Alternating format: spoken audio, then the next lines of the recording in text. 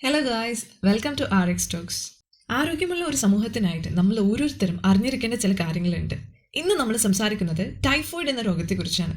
പലർക്കും പേടി സ്വപ്നമായേക്കാവുന്ന ഈ രോഗം എന്താണെന്നും അതിൻ്റെ ലക്ഷണങ്ങൾ എന്താണെന്നും എങ്ങനെ പ്രതിരോധിക്കാമെന്നും നമുക്ക് മനസ്സിലാക്കാം. ടൈഫോയിഡ് കേൾക്കുമ്പോൾ പേടി തോന്നാമെങ്കിലും ഇതൊരു ബാക്ടീരിയൽ ഇൻഫെക്ഷനാണ്. സാൽമണല്ല ടൈഫി എന്ന ബാക്ടീരിയയാണ് ഇതിന് കാരണം. രോഗം ബാധിച്ച ഒരാളുടെ മലത്തിലൂടെയും മൂത്രത്തിലൂടെയും പുറത്തു വരുന്ന ഈ ബാക്ടീരിയ മലിനമായ വെള്ളത്തിലൂടെയും ഭക്ഷണത്തിലൂടെയുമാണ് മറ്റുള്ളവരിലേക്ക് എത്തുന്നത്. വൃത്തിഹീനമായ ചുറ്റുപാടുകൾ, വ്യക്തി ശുചിത്വമില്ലായ്മ എന്നിവയെല്ലാം രോഗപകർച്ചയ്ക്ക് വഴിയൊരുക്കുന്നു. ഇനി ടൈഫോയിഡിന്റെ ലക്ഷണങ്ങളെക്കുറിച്ച് പറയാം. സാധാരണയായി രോഗം പിടിപെട്ട് 1-2 ആഴ്ചക്കുള്ളിലാണ് ലക്ഷണങ്ങൾ കണ്ടു തുടങ്ങുന്നത്. 1. അതിയായ പനി. ടൈഫോയിഡിന്റെ പ്രധാന ലക്ഷണം പനിയാണ്. സാധാരണ പനിയിൽ നിന്ന് വ്യത്യസ്തമായി ഇത് പടിപടിയായി കൂടുകയും 103 മുതൽ 104 ഡിഗ്രി ഫാരൻഹീറ്റ് വരെ എത്തുകയും ചെയ്യാം. ശരീരവേദനയും ക്ഷീണവും.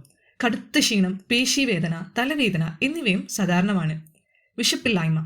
വിശപ്പില്ലായ്മയും രുചിയില്ലായ്മയും കാരണം ഭക്ഷണം കഴിക്കാൻ രോഗിക്ക് ബുദ്ധിമുട്ട് അനുഭവപ്പെടാം.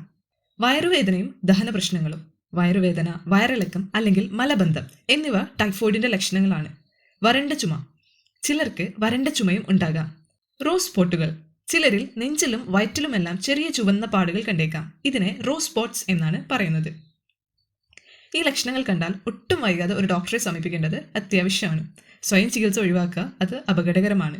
ഡോക്ടർ നിർദ്ദേശിക്കുന്ന ആന്റിബയോട്ടിക്കുകൾ കൃത്യമായി കഴിക്കുകയും വിശ്രമിക്കുകയും ചെയ്യുക.